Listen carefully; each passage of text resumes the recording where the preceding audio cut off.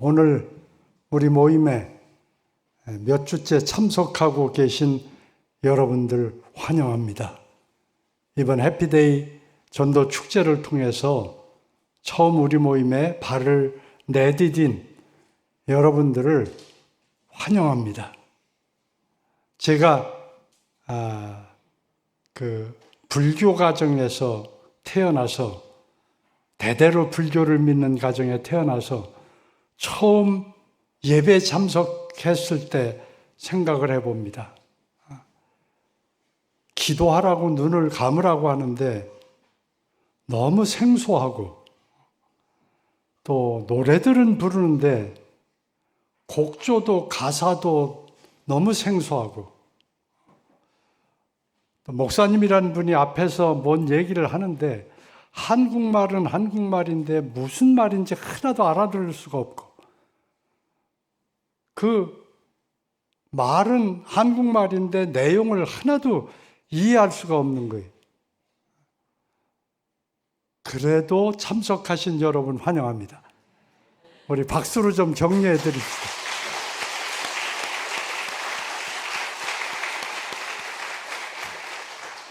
그런데 여러분, 여기 앉아 있는 대부분이 여러분처럼 그런 과정을 거친 분들이 예수님 믿고 여기에 참석한 분들이 아주 드뭅니다. 대부분은 예수님에 대해서 처음 듣고 우리 모임에 와서 신앙들을 가지고 오늘 이렇게 신앙생활들을 하는 분들이 대부분이에요.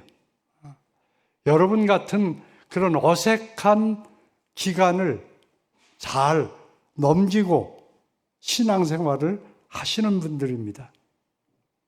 여러분 처음 왔을 때 생각을 하고 처음 오신 분들 잘 좀 도와드리면 좋겠습니다. 그렇기 때문에 우리 찬송, 설교 이거 다 중요하긴 하지만 처음 오신 분들에게 그렇게 큰 영향을 미칠 수는 없어요. 이제 처음 오신 분들은 우리 모임의 분위기, 여러분들의 신앙생활하는 모습,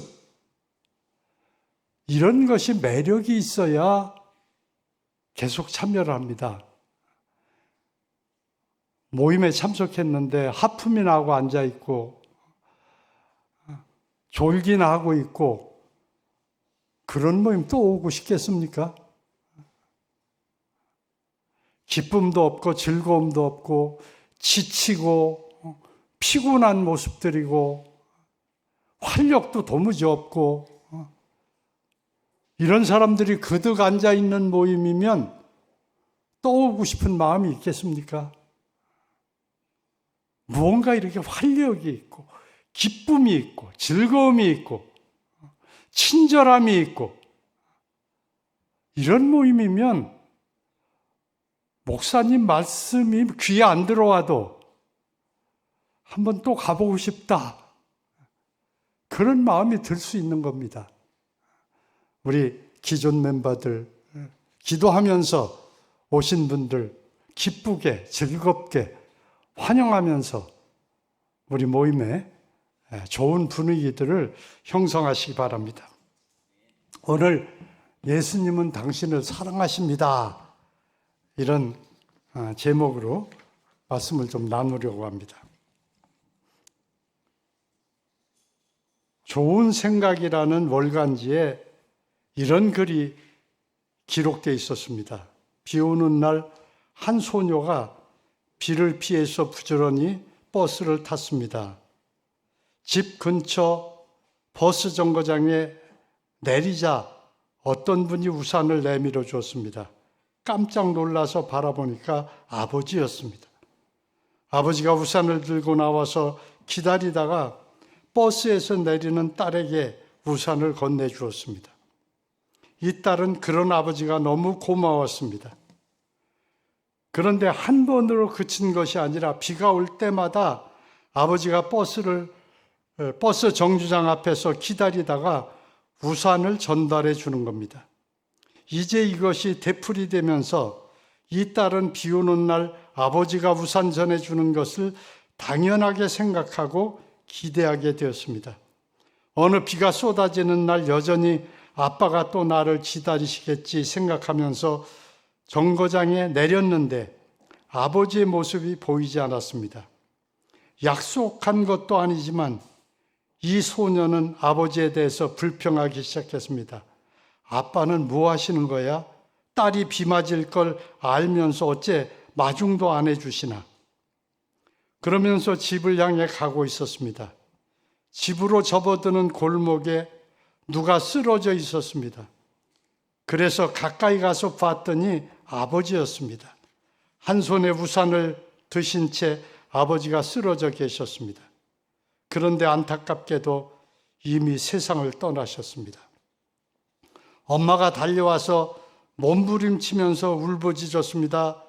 내가 뭐라고 그랬어? 당신 몸이 안 좋으니 나가지 말라고 그렇게 얘기했건만 그래도 딸이 기다린다고 우산 들고 나가더니 시치가 되어 돌아오니 나는 어떻게 살란 말이요?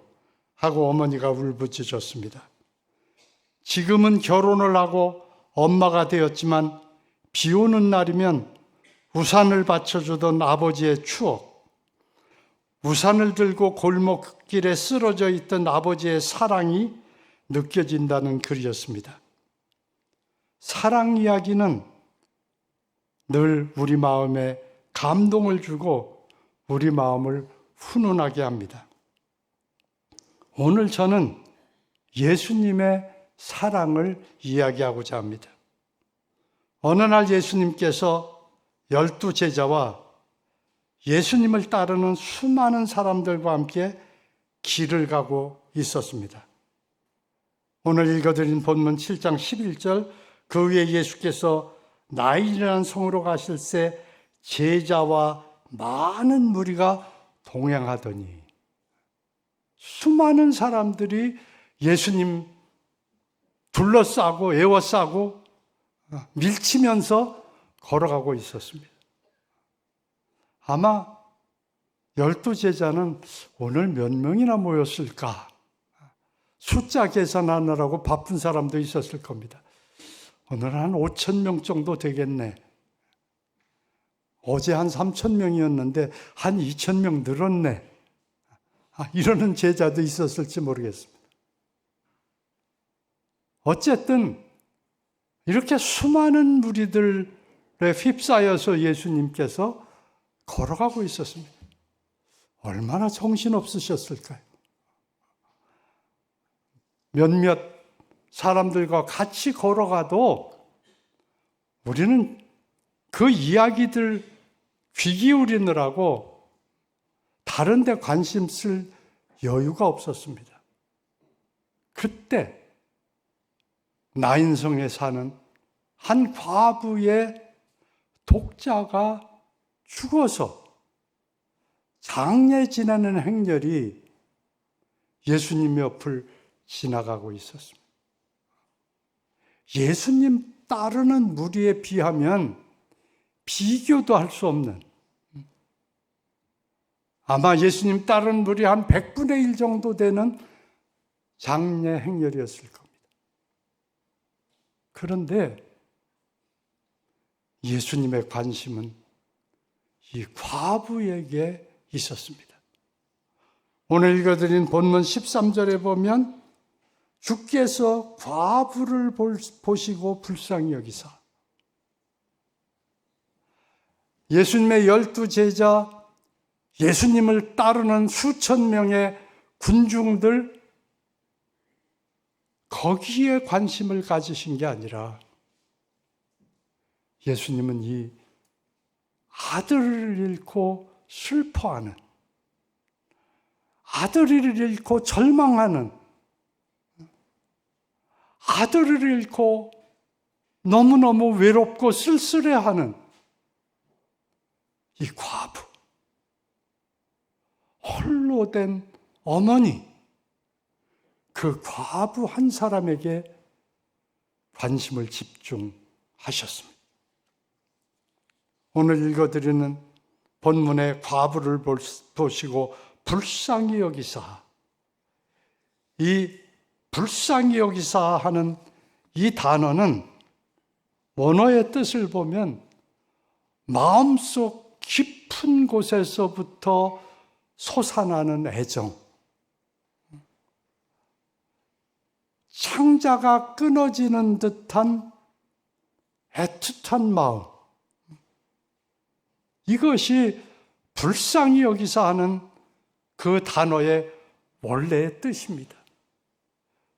예수님께서 과부를 보시고 불쌍히 여기사 하는 이 말씀은 예수님께서 과부를 보실 때 너무너무 안타까워하시고 그 슬픔, 그 절망을 보시면서 마음속 깊은 곳에서부터 솟아나는 애정의 눈길로 그 과부를 바라보셨습니다.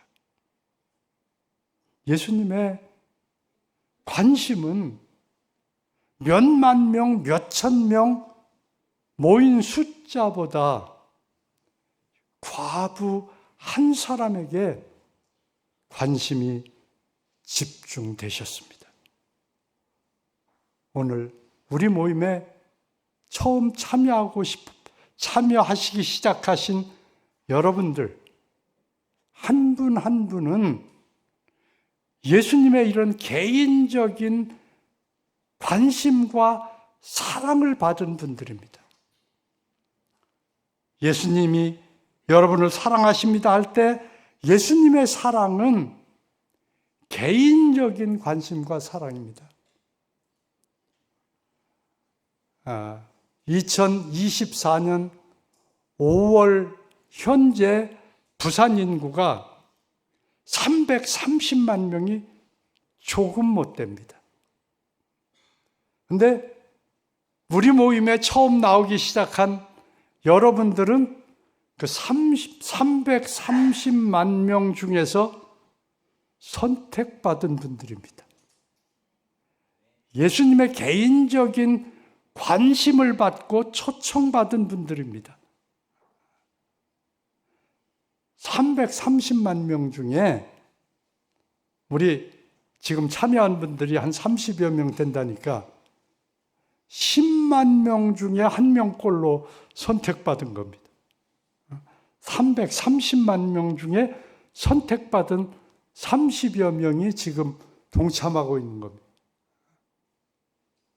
여러분들 한 분 한 분 개인에게 예수님은 관심이 집중되어 있습니다. 여러분의 아픔, 여러분의 슬픔, 여러분의 고통, 여러분의 괴로움, 여러분의 기쁨, 한 분 한 분의 관심을 가지고 여러분을 초청해 주신 분이 예수님이십니다. 여러분 중에는 남모르는 짐을 지고 괴로워하는 분도 있을 거고 몸의 질병으로 힘들어하는 분도 있을 거고 여러 감정 속에 우울한 분도 있을 테고 그런데 그런 여러분 한 분 한 분에게 예수님이 관심을 가지고 여러분을 불러주셨다는 것. 이 자리에 330만 명 중에서 여기 모인 여러분 한 분 한 분을 사랑과 관심을 가지고 마음속으로부터 깊은 곳에서 우러나시는 사랑을 가지고 애정을 가지고 여러분 한 분 한 분을 불러 ENM 예배에 여러분들을 동참케 하신 것입니다. 예수님의 사랑은 개인적인 사랑입니다. 개인적인 관심과 사랑입니다. 그 사랑을 여러분들은 받고 계시고 그 사랑의 부르심을 받은 것입니다. 두 번째, 예수님의 사랑은 이해하시는 사랑입니다. 제가 결혼한 지 금년에 54년이 됐습니다. 제 아내가 가끔 저한테 당신은 나를 이해 못한다 그런 얘기를 합니다. 50년 넘게 살아도 이해를 못해요. 그럼 제 아내는 저를 다 이해할까요? 사람은 다 이해할 수가 없어요. 나만 이해 못하는 게 아니에요. 상대방도 나를 이해 못해요. 어릴 때는 부모가 나를 다 이해해 주는 것 같았는데 중고등학생만 돼도 초등학교 고학년만 돼도 아빠 엄마가 나를 이해 못한다 이런 마음이 생깁니다. 또 아빠 엄마가 이해가 안 됩니다. 왜 그러는지 도무지 이해가 안 돼요. 여러분들 목자가 이해가 안 되고, 여러분들 목녀가 이해가 안 되고, 여러분들 목원이 이해가 안 될 때가 있어요. 사람은 사람을 다 이해할 수 없어요. 그런데 예수님은 이해하신단 말이에요. 이 과부가 얼마나 슬픈지, 얼마나 절망하는지, 얼마나 괴로운지, 얼마나 안타까운지, 얼마나 그 아들에 대한 애틋함이 있는지 예수님은 이해하신단 말이에요. 우리가 휴대폰 늘 보지만은 휴대폰 기능 다 이해 못하고 휴대폰 부품 다 이해할 수가 없습니다. 그 내부가 어떻게 생겼는지 우리 다 이해 못해요. 어떻게 조립 과정을 거쳤는지 몰라요. 근데 휴대폰을 만든 사람은 안단 말이에요. 속속들이 안단 말이에요. 어떤 기능이 있는지도 속속들이 안단 말이에요. 메이커가 알 수 있단 말이에요. 우리를 창조하신 분이 예수님이란 말이에요. 창조주란 말이에요. 그렇기 때문에 예수님은 아시는 겁니다. 이해하시는 겁니다. 속속들이 하나도 빼놓지 않고 이해해 주시는 겁니다. 아버지, 어머니가 이해 못하는 것, 자식들이 이해 못하는 것, 예수님은 이해하신단 말이에요. 여러분, 이런 예수님의 사랑을 받는 사람들이 믿는 사람들입니다. 왜 여러분들을 그처럼 모임에 초청하고 그처럼 신앙생활하라고 권면합니까? 여러분도 예수님의 이 사랑, 개인적인 사랑, 이해받는 사랑을 받도록 하기 위해서 여러분들을 초청하는 겁니다. 또 예수님의 사랑은 어떤 사랑입니까? 개인적으로 사랑해 주시고 이해해 주실 뿐 아니라 문제를 해결해 주시는 사랑입니다.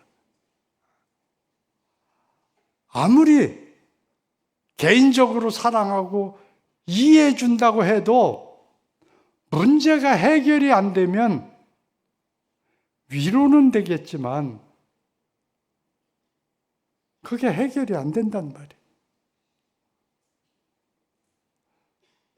과부, 독자가 죽었습니다.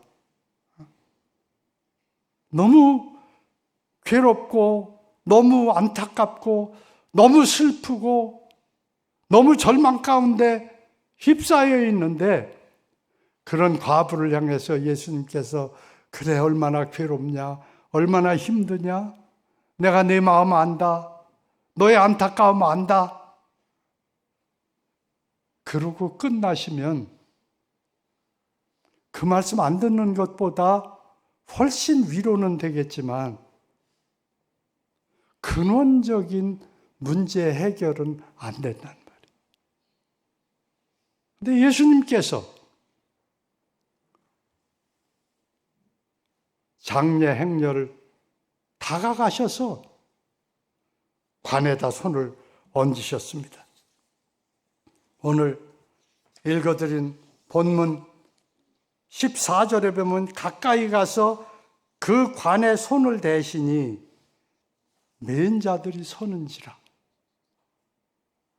이 유대인들은 만지지 말아야 할 것들이 여러 가지 있는데 그 중에 가장 큰 두 가지를 든다면 첫째는 시체고 두 번째는 한센시 병 걸린 사람입니다.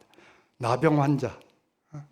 만져서는 안 되는 두 가지 아주 중요한 건데 예수님께서 이 시신을 만지신다는 거예요. 시신된 관을 터치를 하셨다는 거예요. 그러니까 놀라서 시신을 운구하던 사람들이 다 멈춰 선 거예요. 그리고는 주님이 말씀하십니다. 예수께서 이르시되 청년아 내가 네게 말하노니 일어나라 하시매 15절 죽었던 자가 일어나 앉고 말도 하거늘. 주님께서 청년아 내가 네게 말하노니 일어나라.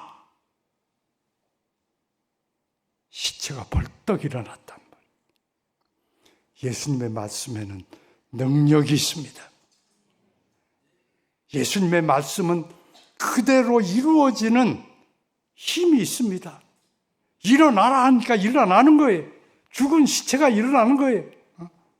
회당장 야이로의 딸이 죽었을 때 예수님께서 그 집에 가셔서 소녀의 손을 잡고 달리다금 소녀야 내가 네게 말하니 일어나라. 일어났습니다.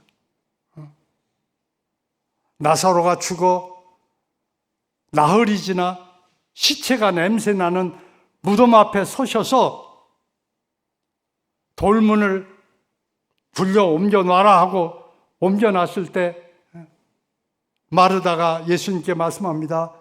이미 죽은 지 나흘이 되매 냄새가 나나이다. 예수님께서 말씀하십니다. 나사로야 나오너라. 그러니까 배로 동인 채 어그저그 나왔단 말이에요. 풀어놓아 다니게 하라. 예수님은 여러분의 어떤 문제든지 해결해 주실 수 있는 분입니다. 여러분의 문제를, 여러분의 고통을 아시고 이해하실 뿐 아니라 해결해 주실 수 있는 분이 예수님입니다. 그래서 그 예수님 믿으시라는 겁니다. 그 예수님 앞에 나오시라는 겁니다. 문제 해결 받으시는 그런 여러분들 되시길 바랍니다. 2008년도에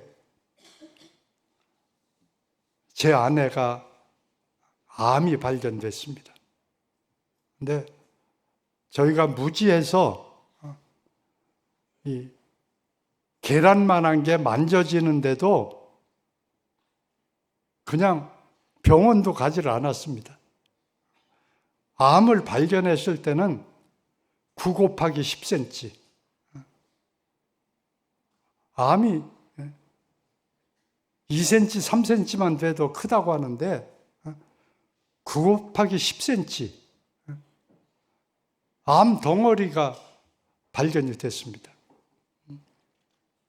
그걸 발견한 게 같이 성경 공부하는 우리 닥터 중에 한 분이었습니다.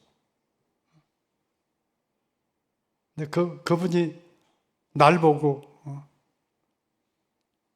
암덩어리가 혈관을 먹은 것 같다. 혈관을 먹었으면 온몸에 퍼진 거 아니냐. 그렇다는 거예요. CT 촬영도 해보자. MRI 촬영을 해서 그런 것 같다고 하면서 CT 촬영을 했습니다. 자세히 보면서 제 아내는 들어오라 소리를 아니고 저만 들어오라고 그래서 이제 저하고만 얘기를 하는 겁니다. 근데 어떻게 보면 혈관을 먹은 것 같고 어떻게 보면 혈관을 누르고 있는 것만 같습니다. 열어봐야 알겠습니다. 제가 얼마나 기가 막히겠습니까? 여러분, 제가 좋은 남편 같은데 그렇게 볼지 모르는데 전 가끔 그런 생각합니다. 제 아내 인생에 무임승차해서 편하게 가는 게 나다. 그렇게 생각을 합니다. 저는요, 밥할 줄도 모르고 빨래할 줄도 모르고 설거지할 줄도 모르고 세탁기 돌릴 줄도 모르고 할 줄 아는 거는 말씀 묵상하고 가끔 설교하라고 하면 설교하는 거. 이거밖에는 할 줄 아는 게 별로 없어요. 근데 아내가 이렇게 심각하게 닥터 형제가 얘기를 하니까 아내가 죽을 것 같다는 말이에요. 근데 사람이 얼마나 이기적인지 아내 어떻게 하나 하는 생각은 안 하고 나는 어떻게 하나 하는 생각이 아내가 죽으면 나는 어떻게 하나. 그래서 새벽마다 이제 우리 센터에 나와서 기도를 합니다. 저 구소동 회관 있을 때인데 마다 기도를 합니다. 근데 하루는 그런 기도가 나왔어요. 하나님, 저 잘 아시잖아요. 저 밥할 줄도 모르고 설거지할 줄도 모르고 세탁기 돌릴 줄도 모르고 미세변 없이는 살 수가 없어요. 미세변 데려가시려면 저도 데려가십시오. 기도하다 생각하니까 장모님 생각도 났어요. 미세변 옆에서 도와드리고 있는데 하나님, 미세변 데려가면 장모님도 어떻게 살지 모르니까 미세변 데려가시려면 장모님도 데려가십시오. 이제 그날 기도를 다 드리고 집에 와서 아내에게 이제 그런 얘기를 했습니다. 오늘 기도하면서 당신 데려가려면 나도 데려가시고 장모님도 데려가시라고 기도했다. 그러니까 제 아내가 절 쳐다보면서 당신 목숨이야 당신이 데려가 달라고 할 권리가 있지만 왜 우리 어머니까지 데려가라고 당신 마음대로 그렇게 기도하냐고. 그래서 내가 당신 말도 맞네. 어머니한테 가서 한번 여쭤봐. 웃으면서 제 아내가 장모님한테 말씀을 드리니까 야, 그 말이 맞다. 너 데려가면 나도 데려가라고 그렇게 기도해야 되겠다. 어느 날 아침에 나와서 앉았는데 그날은 기도할 힘도 없고 기도할 마음도 없는 거예요. 그래서 주저앉아서 그냥 주님, 오늘은 기도 안 할랍니다. 저 오늘은 기도 안 할랍니다. 기도할 힘도 없고 기도할 마음도 없습니다. 그렇게 말씀드렸어요. 그래서 기도도 안 하고 찬송도 안 부르고 말씀도 안 읽고 멍 때리고 앉아있는 거예요. 그냥 하나님 앞에서 그냥 앉아있는 거예요. 그렇게 앉아있는데 갑자기 흐느낌이 나오는 거예요. 하면서 내가 왜 이러지? 왜 이러지 하는데 멈출 수가 없는 거예요. 한참 그러다가 말씀이 생각이 났어요.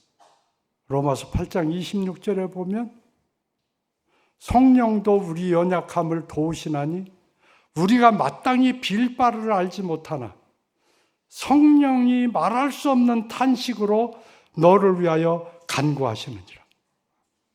성령께서 내가 연약해서 빌 바를 알지 못하는데 성령께서 말할 수 없는 탄식으로 너를 위해서 간구해 주신다. 이게 성령님께서 나를 위해서 지금 흐느끼며 간구해 주시는구나. 얼마나 시간이 흘렀는지 알 수가 없어요. 30분이 지났는지 1시간이 지났는지. 근데 그냥 내 의지와는 상관없이 흐느껴지고 내 의사와는 상관없이 그쳤어요. 그치고 났는데 마음이 얼마나 평안한지. 아내가 죽고 살고의 문제가 아니에요. 하나님에 대한 신뢰. 아내가 사는 것이 하나님께 영광이 되고 도움이 되면 살려줄 것이고 세상 떠나는 것이 주님의 뜻이고 그것이 좋은 일이면 주님이 데려가실 거고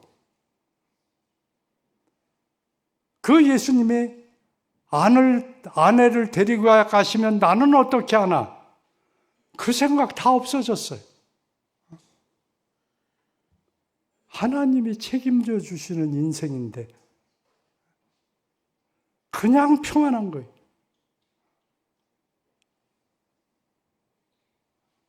이제 수술 받은 지 16년이 됐나요? 2008년에 받았는데 지금 24년이니까 아직도 살아있어요. 건강하게 살아서 활동해. 여러분, 예수님은 나를 아시고 이해하실 뿐 아니라 내 문제를 해결해 주실 수 있는 분이 예수님이에요. 꼭 내 기도하는 방법대로는 아니지만 어느 때는 내 기도하는 것과 정반대로 인도하시는 때도 있지만 그러나 그 하나님 신뢰하고 나가면 하나님의 방법이 최선이었다 하는 것을 얼마 후에 깨닫게 됩니다. 여러분, 이 예수님 믿으시기 바랍니다. 이 예수님을 믿는다는 건 뭐냐? 이 예수님을 받아들이는 겁니다. 마음속에 받아들이는 겁니다. 요한복음 1장 12절에 보면 영접하는 자 곧 그 이름을 믿는 자들에게는 하나님의 자녀가 되는 권세를 주셨어요. 예수님을 영접하는 손님이 오시면 우리 반가운 손님은 기쁘게 맞아들이잖아요. 어서 오세요 하고 맞아들이잖아요. 예수님을 그렇게 하라는 거예요. 내 생에 맞아들이라는 거예요. 여러분, 왜 예수님을 맞아들여야 합니까? 예수님은 여러분을 개인적으로 사랑해 주시고 여러분을 이해해 주실 뿐 아니라 여러분을 위해서 희생해 주신 분입니다. 희생해 주신 사랑을 베풀어 준 분이 예수님입니다. 우리나라에서 전쟁 때 미국에 입양된 소녀가 있었습니다. 사춘기를 지나면서 방황하게 됩니다. 왜? 내 아버지, 내 어머니는 나를 버렸을까? 나는 태어나지 말아야 했을 사람이 태어난 것인가? 방황하기 시작을 했습니다. 양아버지가 그런 딸을 보면서 어느 날 이야기를 합니다. 내가 한국전에 참전해서 지프를 몰고 연천 어느 다리를 건너가게 됐는데 지프가 멈춰섰다. 그래서 보넷을 열고 무엇이 문제인가 들여다보고 있는데 아기 울음소리가 들렸다. 그래 가봤더니 어린 아기가 울고 있었다. 근데 엄마가 보니까 겉옷을 벗어서 아기를 싸고 속옷을 벗어서 아기를 싸고 옷을 다 벗어서 아기를 싸놓고 엄마는 얼어 죽은 채 아기를 안고 있었다. 그래서 내가 그 아기를 데리고 왔다. 그게 너다. 네 아버지가 어떤 사람인지 나는 모른다. 너의 엄마는 안다. 그 추운 겨울에 자기 옷을 벗어 한 번 싸고 또 속옷을 벗어서 또 싸고 얼어 죽으면서 내 생명을 지켜준 어머니다. 너희 엄마다. 땅이 얼어서 내가 깊이는 못 파고 야트막한 야산에 땅을 파고 너희 엄마를 묻고 거기 나무 십자가를 하나 조그맣게 세워놨다. 방황을 그치고 대학생이 됐어요. 1학년 크리스마스 시즌에 미국은 겨울방학이 참 짧아요. 크리스마스 때 2주, 3주 이렇게 노는 게 전부인데 그때 한국을 찾아왔어요. 연천 양아버지가 얘기한 그 무덤, 엄마의 무덤을 찾았어요. 그리고 엄마의 사랑을 묵상하다가 생각하다가 자기 외투를 벗어서 엄마 무덤에 놨어요. 겉옷을 벗어서 무덤을 쌌어요. 그리고 얘기합니다. 엄마, 그날 얼마나 추우셨어요. 그날 얼마나 힘드셨어요. 여러분, 목숨을 주는 사랑은 이처럼 아름답고 고귀한 사랑입니다. 근데 예수님이, 얼굴도 모르는 예수님이 나를 대신해서 십자가라는 형틀에 높이 달리셔서 나의 죄를 용서하기 위해서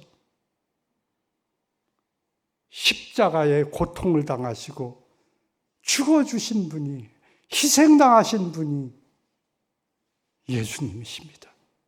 내 죄의 짐을 다 한 몸에 걸머지시고 내 대신 희생하고 죽어주신 분이 예수님이십니다.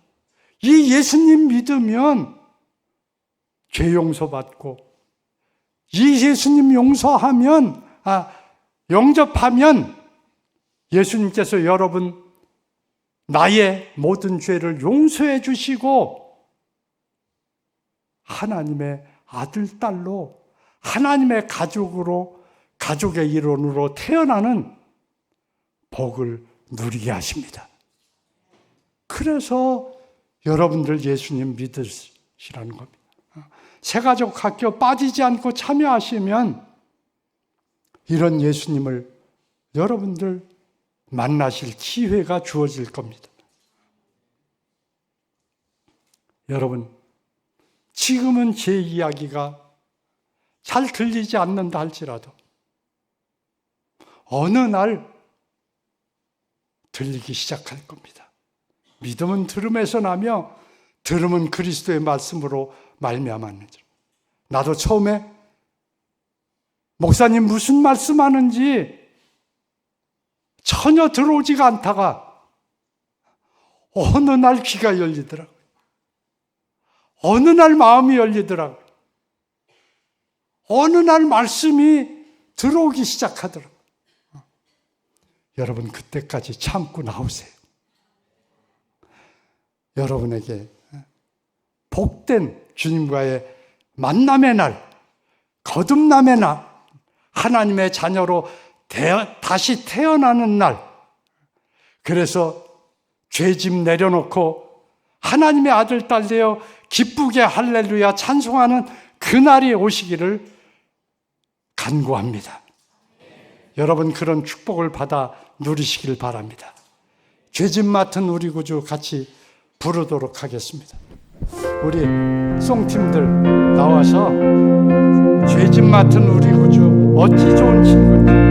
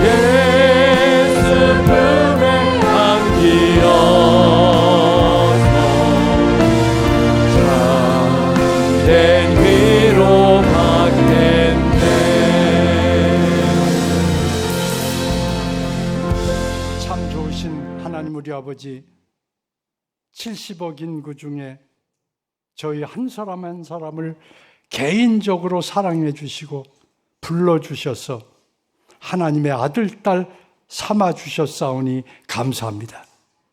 이번 해피데이를 통해서 처음 우리 모임에 참여하기 시작한 분들, 아직 예수님 만나지 못하신 분들, 주님께서 성령의 능력으로 말씀을 깨닫게 해주셔서 깨닫는 마음, 보는 눈, 듣는 귀 주셔서 말씀을 깨닫게 하시고 그리스도의 사랑을 깨닫게 하시고 그리스도를 마음속에 생애의 구세주로 주인으로 모시고 하나님 아들, 딸로 다시 태어나서 복된 삶을 살도록 은혜 베풀어 주옵소서. 이제는 우리를 죄악 가운데서 구속하신 우리 주 예수 그리스도의 크신 은혜와 독생자를 우리를 위하여 내어주신 아버지 하나님의 극진하신 사랑과 이 은혜, 이 사랑 깨닫도록 우리 속에 역사하시는 성령님의 충만하신 역사가 해피데이를 통해서 혹은 금년에 우리 모임에 참여하기 시작한 여러분들과 우리 기존 멤버들과 선교사들과 지부 간사들과 그들이 돕는 사람들을 위해 지금부터 영원토록 함께해 주시기를 간절히 축원하옵나이다. 아멘. 언제나 강물 같은